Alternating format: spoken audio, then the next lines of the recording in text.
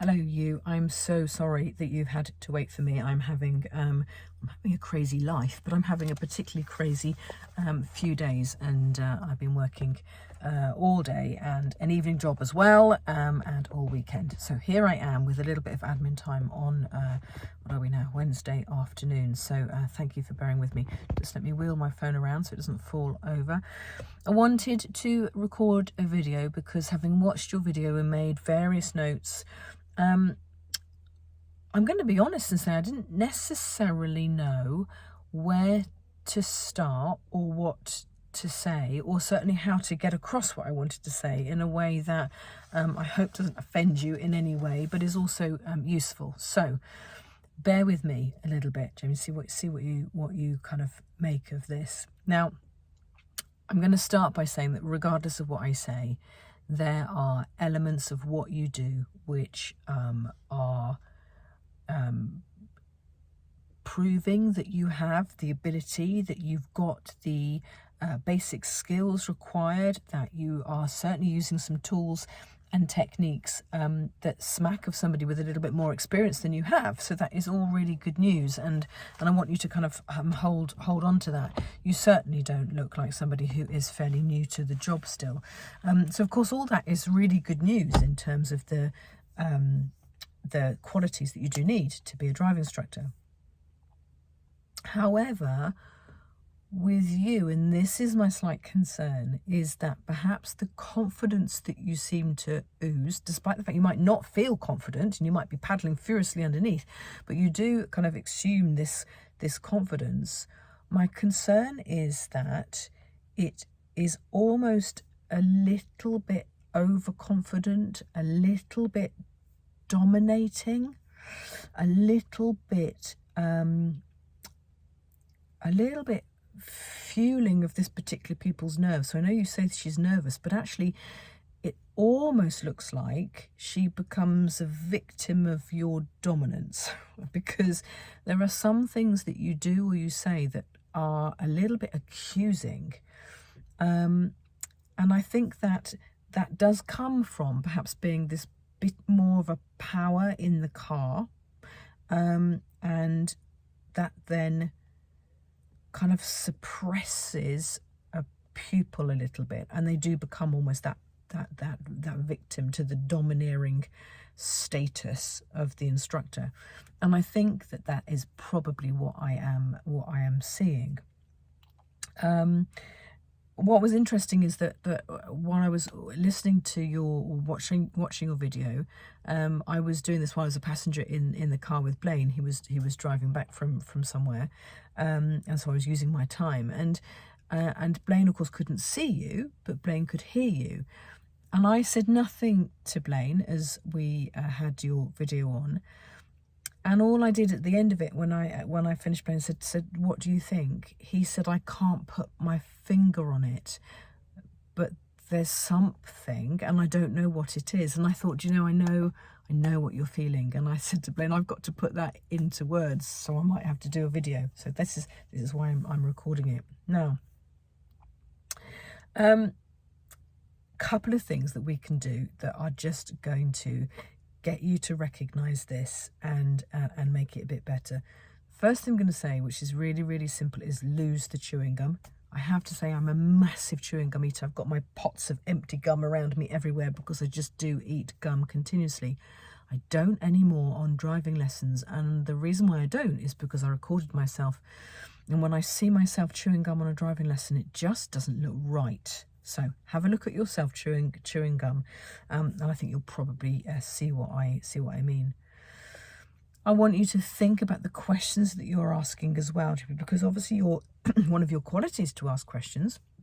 And my God, I spend my life getting driving instructors to ask questions, but you are going to be a question asker. You naturally can ask questions. But I want you to be aware that there are some questions that you're asking that are just confusing. And of course, if you've asked a question perhaps in a slightly unclear way, or maybe you tried to be clever with a question, or a pupil just simply doesn't get it, that can, of course, add to that feeling of inadequacy from a pupil when they just think, God, is it me? Am I not getting what is it they're asking me? What do they want me to say? So just think about the questions that you're asking. There is nothing wrong with a good old-fashioned what, why, how, where, when, or who type of question. Just concentrate on those basic forms of questions and make them very specific. So or go in for your killer question. If you want to ask people about something, ask directly about it. So, rather than saying, let me try and give an example. So a killer question is one that gets to the point. So in other words, what are you going to do if the bus signals to come out of the lay-by? That's a point question rather than what's the next thing that might happen or slow us down. Okay. Now, some people will cope with that second question. Some situations will be appropriate to ask that kind of question. But sometimes going for your killer question is the one you need for a particular pupil type or, of course, scenario. So think about just asking those kind of questions. Now, second thing I'm going to say is if you just, again, listen to a couple of things. Like if you were to look at about 16 minutes and 25 seconds in, listen to that little bit of a conversation. And I hope that you see what I mean when I say it's kind of almost an accusing kind of conversation, and watch her react to the words that you're using and the kind of style, if you like, and just look at your own style at that particular point. See whether you can begin to kind of pick up on what I'm meaning. I want you to be aware of the use of skills that she does or she doesn't have, so that you can either increase the skills that people has, or you can recognise they've got skills from other situations and bring those into different environments. So let me just read what I've written here. I've written link the junction skills to the minis. That was it. So the mini roundabouts.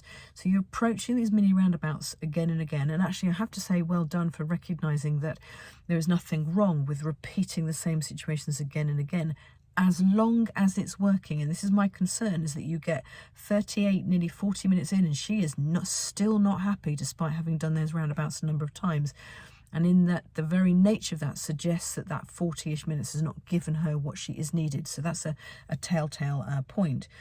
But you can see that the mini roundabouts that you were working on, in terms of the speed and approach and the judgment, link it into what she's already doing. So link it into the speed that you do at normal junctions, the MSPSL in terms of what we do and when we do it and how we do it and why we do it, and at what point we're making those decisions at normal junctions. What is it that she can already do that she can bring into the mini roundabouts?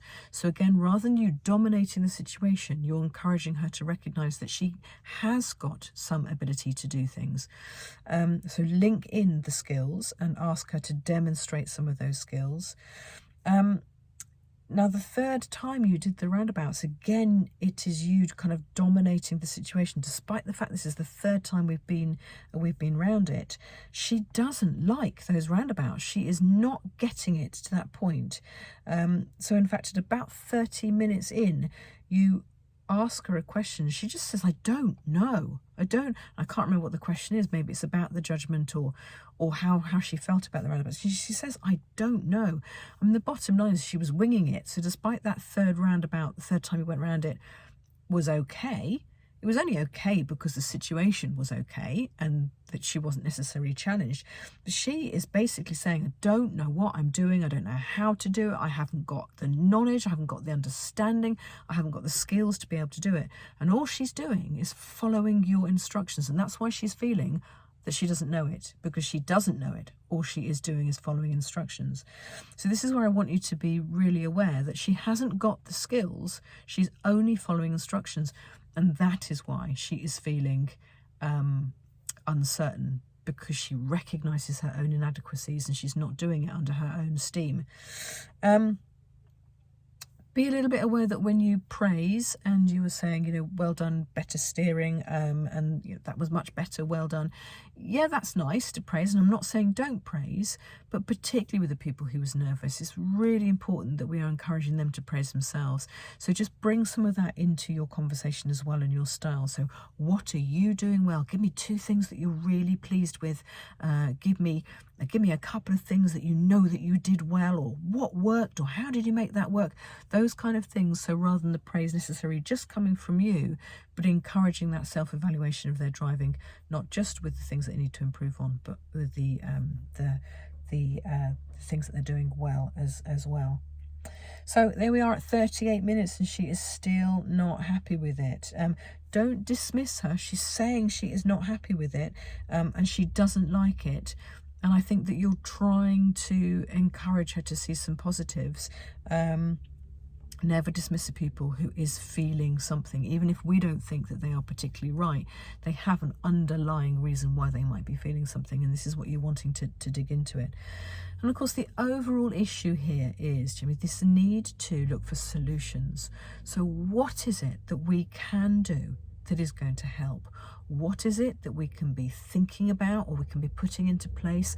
What skills is it we're going to be needing? How can we break this down to make it make sense? Going to just be a little bit interrupted by a digger that is going to go past. So bear with me while we have just a little bit of a momentary sound going on in the background. So that's what I want you to focus on, is take a little look back at the video, look at what I am saying, look at the examples of where I've said it. So go to those particular points and kind of look at it. Think about how you're going to bring in the praise with the pupils doing it. Think about how you're going to bring in the skills that they already have. Think about when you can recognize they don't have skills, how you can break those down and use your good old what and why and where and when and how type of questions to allow them to make sense, and absolutely focus on the solutions.